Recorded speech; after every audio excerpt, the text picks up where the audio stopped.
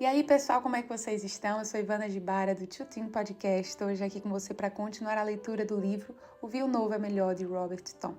Vamos começar? Capítulo 16. Retira este homem da cidade. Deixando Tonete, planejáramos rodar para casa seguindo o rumo da costa leste. Essa parte da África era habitada por muitos hindus, e eu sentia que seria um verdadeiro desafio trabalhar entre pessoas conhecidas como por demais resistentes aos esforços missionários cristãos. Tendo manifestado contato antecipadamente com um pastor em Melville, cujo nome era Bob Manikin, e que era hindu convertido, estávamos ansiosos por aceitar seu convite para pregar o evangelho nessa difícil comunidade. Melville era uma cidade dedicada à fabricação de açúcar. A maior parte dos agricultores, junto às áreas mais distantes, plantava cana-de-açúcar e a vendia à grande usina para industrialização. Logo ao entrarmos na cidade, percebemos tratar-se de um território hindu. Quase todas as mulheres usavam sari indiano e muitos animais vagueavam nas ruas. Grupos de homens olhavam com interesse nosso automóvel ouro e amarelo ao passarmos. Foi um momento de grande alegria quando encontramos Bob Manikin. Embora nunca nos tivéssemos encontrado antes, sentimos um laço de fraternidade cristã no momento em que pusemos os olhos um no outro. "Bem-vindo a Melville, irmão Tom!" gritou ele. "Que alegria tê-lo aqui!" Agradeci-lhe a calorosa recepção e apresentei todo o resto da minha família. Ficamos um pouco por ali e conversamos alegremente a respeito do reavivamento que tínhamos certeza Deus ia enviar-nos. Após o derramamento do Espírito de Deus em Tonete, nossa fé estava bastante elevada para Melville. No dia seguinte, Bob ajudou-nos a encontrar uma área livre onde pudéssemos fincar as estacas e estender a lona. Enquanto trabalhávamos, notei muitos hindus rondando pelas imediações, procurando adivinhar o que estávamos fazendo. Pela tardinha, a cidade estava cheia da notícia de que íamos ter um reavivamento. Muitos dos crentes locais compareceram ao primeiro culto, mas para o nosso desapontamento, apenas um punhado de hindus esteve presente. Alguns dias depois, no entanto, milagres de cura começaram a acontecer e mais hindus afluíam à tenda para ver o que estava acontecendo. Quando alguns hindus se converteram, eu sabia que íamos ter problemas. Vínhamos sendo atentamente observados pelos sacerdotes hindus e eles, com toda certeza, se sentiam ameaçados por nossa presença. As multidões cresciam mais e mais. Certa manhã, após havermos tido um culto excepcionalmente bom na noite anterior, Bob recebeu um chamado telefônico de um dos sacerdotes. "Retire este homem da cidade", advertiu o sacerdote hindu. "Se não o fizer, vamos matá-lo esta noite." E sem esperar resposta, desligou. A cor desapareceu do rosto de Bob. Percebi que alguma coisa estava errada. "O que está acontecendo?" perguntei. "Estão ameaçando matá-lo." "Quem?" "Os sacerdotes hindus." "Mas por quê?" "É que você está conseguindo muitos convertidos. Eles estão muito zangados. Ou você deixa a cidade imediatamente ou eles vão matar você." "Esta noite?" Foi o que o sacerdote disse. Ele estava furioso. "O que é que você acha que eu deveria fazer?" "Talvez seja melhor desarmar a tenda e você arrumar as malas. Afinal, você tem de pensar em sua família." Sentei-me em silêncio por alguns momentos, apenas pensando. "Bob", falei por fim, "dê-me 1 hora para orar. Sinto-me como se precisasse de alguma orientação." Achando um lugar onde podia ficar só, coloquei o assunto diante de Deus. "Senhor, tu me enviaste aqui nessa missão e agora tu vês, estou sendo ameaçado. Que queres que eu faça?" Assim que orei, Deus, de forma evidente, me apresentou 2 passagens nas Escrituras.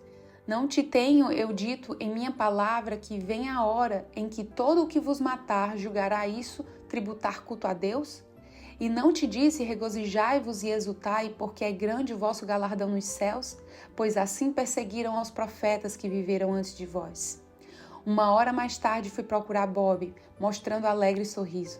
"Está tudo bem, Bob", falei. "Deus enviou-me aqui para que houvesse um reavivamento, e se isso custar minha vida, nós o teremos." Naquela noite entramos na tenda como de costume. A multidão estava transbordando.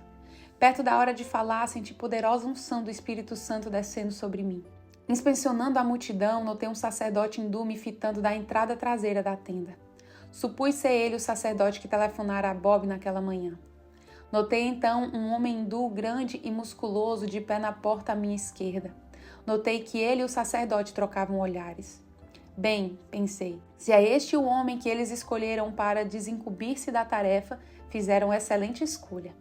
Levantei-me para pregar, sem saber se seria alvejado a tiros ou se aquele homem enorme atiraria uma faca em mim depois do culto. Eu só sabia que ele estava ali para algo que não era bom. Senhor, orei em silêncio, estou em tuas mãos. Cuida de mim e glorifica teu filho, Jesus. Naquela noite verifiquei quão desejoso está o Senhor de honrar a fé e confirmar sua palavra. A pregação foi mais do que nunca clara e poderosa, e quando fiz o apelo, muitos hindus vieram à frente desejosos de receber a Cristo. O sacerdote estava sobremodo irritado.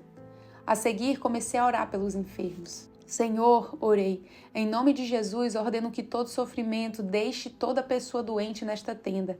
Imediatamente o poder de Deus se manifestou e muitas pessoas se levantaram e começaram a louvar a Deus pela cura de seus corpos. Alguns voltaram a ouvir. Outros que tinham sido aleijados começaram a pular de alegria. Enquanto o poder de Deus empolgava toda a tenda, vi de repente um homem zarrão que estava à minha esquerda voltar-se como se tivesse ficado aterrorizado com alguma coisa.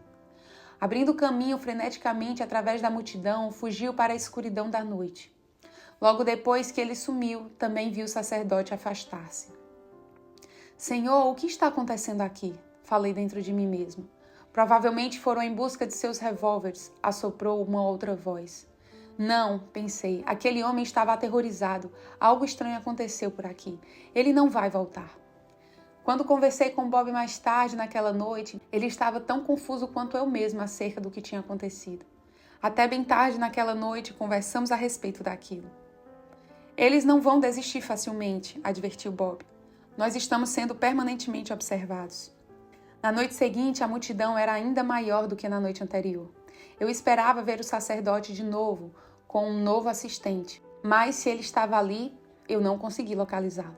Para o meu desalento, entretanto, ali estava o mesmo homem zarrão hindu que tinha estado na porta esquerda na noite anterior. Só que dessa vez ele estava dentro da tenda. Senhor, orei em silêncio, por que permitiste que ele voltasse? Cheguei a pensar em dirigir-me ao homem e pedir-lhe que se retirasse, mas no caso de estar ele armado, seria perigoso. Então resolvi que era mais sábio realizar normalmente o culto como fizera na noite anterior. Depois de cantarmos um pouco, pedi testemunhos pessoais da congregação. O enorme hindu de salto ficou de pé. Fuja, é uma armadilha, Bob sussurrou. Preparei-me pronto para deixar-me cair atrás do púlpito no momento em que ele empunhasse o revólver. Por um fugaz momento o tempo parou. Então o homem falou, louvado seja o Senhor, gritou ele, estou curado. Meu coração virou água, quase desmaiei ali mesmo. Sem ter o que dizer, pus-me de pé e adorei o Senhor em línguas. Estou completamente curado, prosseguiu o homem. Ontem eu vim à reunião com más intenções, mas quando o Senhor estava orando pelos enfermos, o poder de Deus veio sobre mim e agora me sinto perfeitamente bem. Olhei para aquele homem com assombro. Qual era o seu problema, companheiro? Eu tive terríveis abscessos por muito tempo, respondeu ele.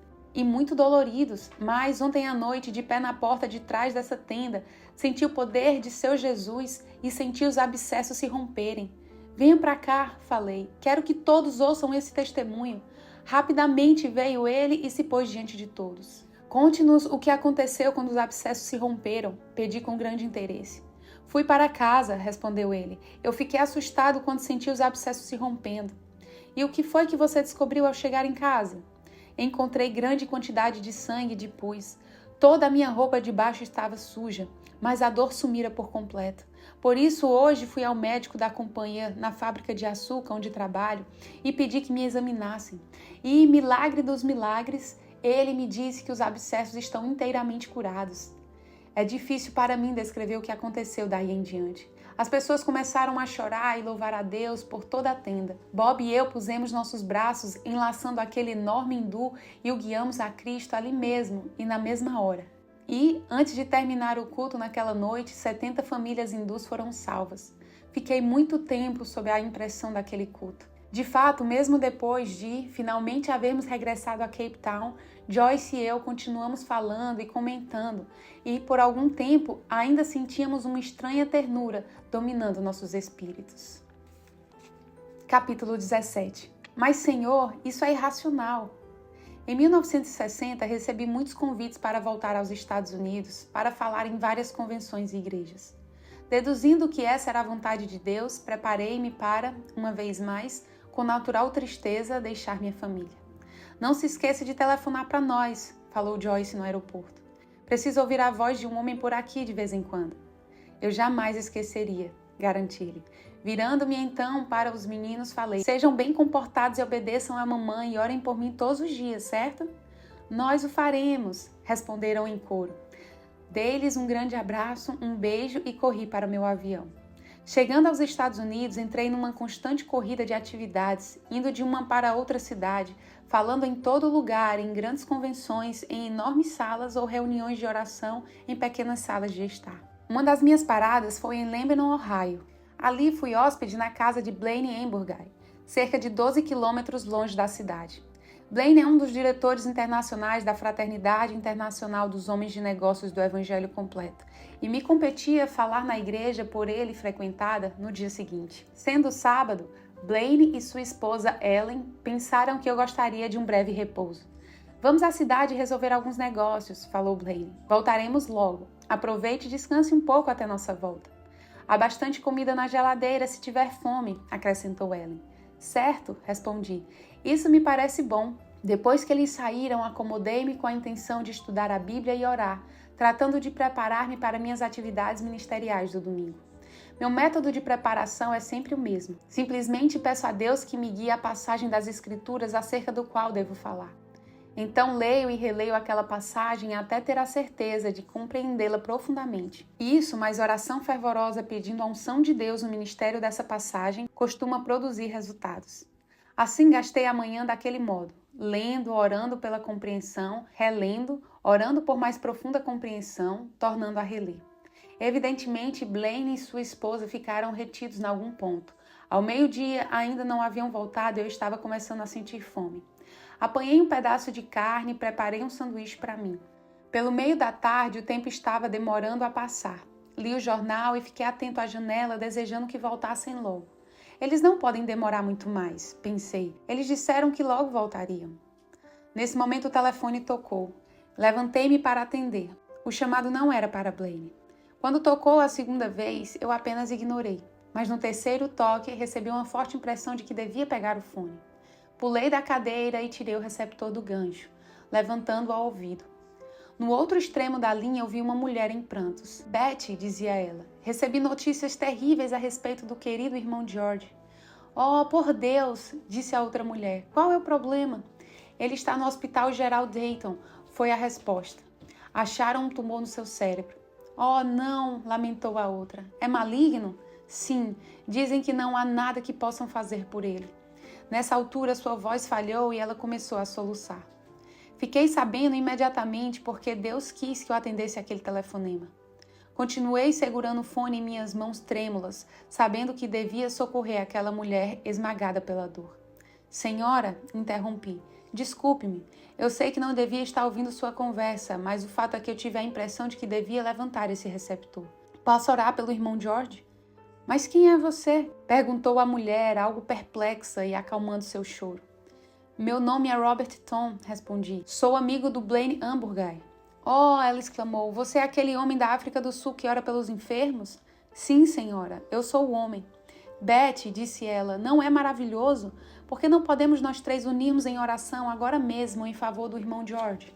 Assim fizemos. Fiz uma oração simples de fé por esse homem que eu nem mesmo conhecia, pedindo a Deus que removesse aquele tumor em nome de Jesus, enquanto elas me acompanhavam com muitos amém e louvado seja o Senhor. Quando pendurei o fone, ri para mim mesmo. Essa foi uma reunião de oração bem estranha, pensei. Eu me pergunto, o que pode resultar daí? Uma outra voz falou, às vezes você faz coisas bem estúpidas. Quando Blaine e Ellen voltaram para casa aquela tarde, contei-lhes o sucedido. Acharam muito engraçado, mas prometeram que me informariam se recebessem alguma notícia acerca do irmão George. Passadas 3 semanas, estava em outra cidade quando recebi um chamado interurbano de Blaine. Você se lembra daquela mulher com quem você orou no telefone há algumas semanas? Sim, alguma novidade?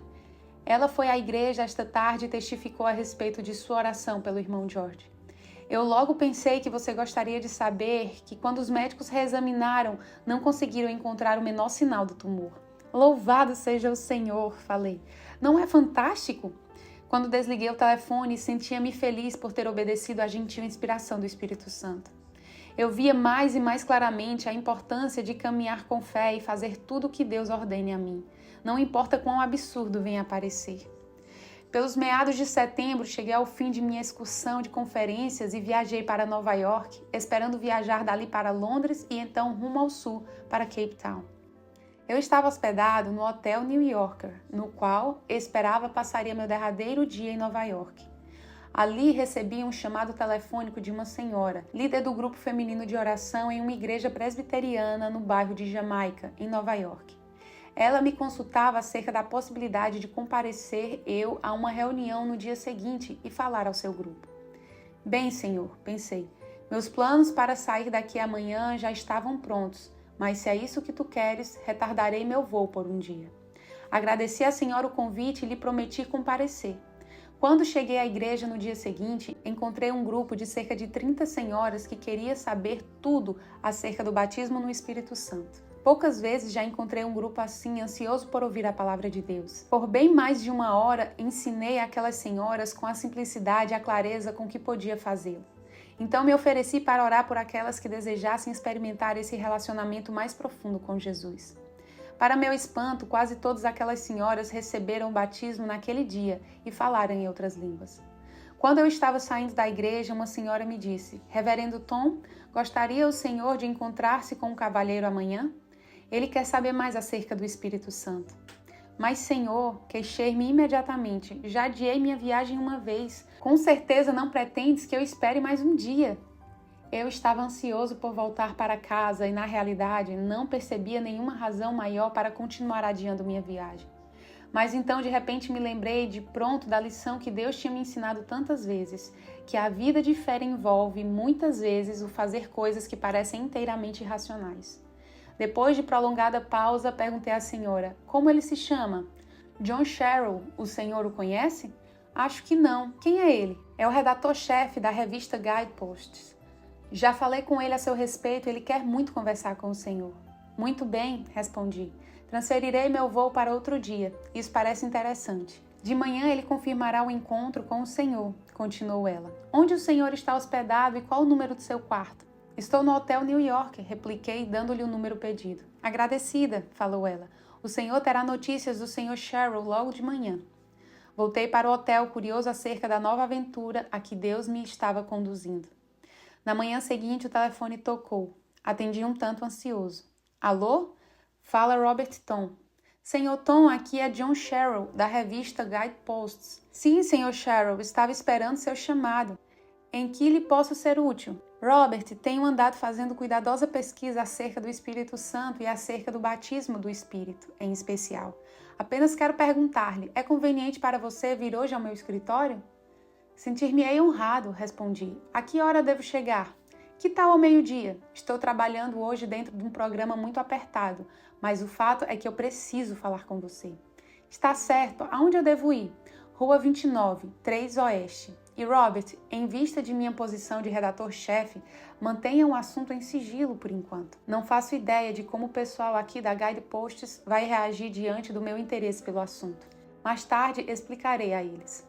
Eu compreendo, respondi. Aí estarei ao meio-dia. Exatamente às 12 horas entrei no escritório do John Sherrill. Ele me apresentou calorosas boas-vindas, fechou a porta e começou imediatamente a inquirir-me acerca do batismo no Espírito Santo. Há quanto tempo havia eu tido a experiência? Com que se parece? O que fez em meu benefício? E a respeito de falar em línguas estranhas, você pode, à sua vontade, ligar e desligar? E acerca dos dons do Espírito Santo? À 1h da tarde ele continuava firme. Dando uma olhada no relógio, falou: Reverendo Tom, não quero encerrar já esta conversa. Quer sair e almoçar comigo? Por certo, respondi. Gostaria muito. Saímos e fomos a um restaurante e ali continuamos nosso debate. Quer saber? Falou ele.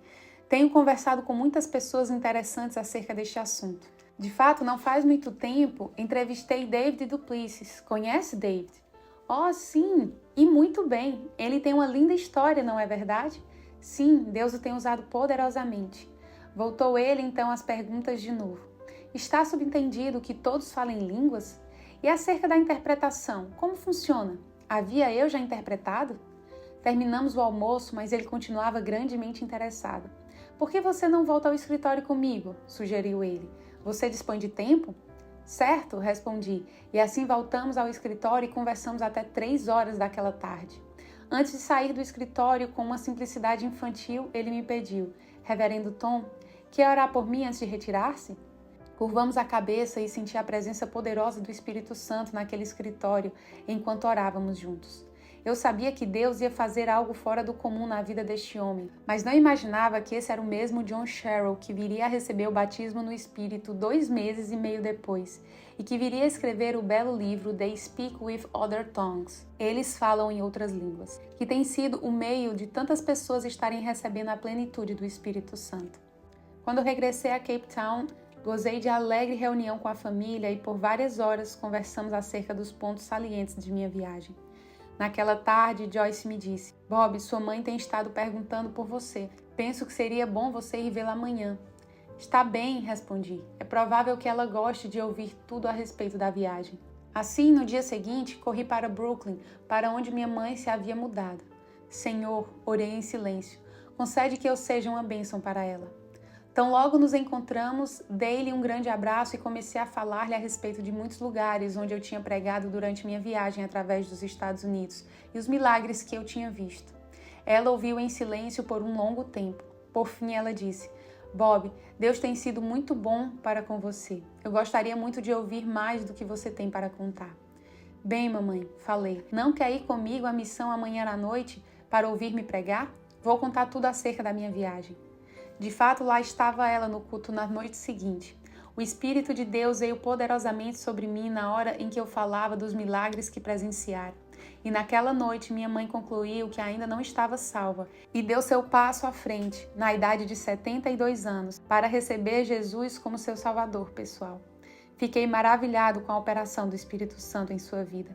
Dali em diante eu a vi desabrochar em fé e obediência. Ao contrário do tempo em que ela pensava que Joyce e eu éramos completamente loucos por crermos da forma em que o fazíamos, ela agora começava a arriscar-se em pequenos atos de fé irracionais, sendo que agora tudo tinha bastante sentido para ela.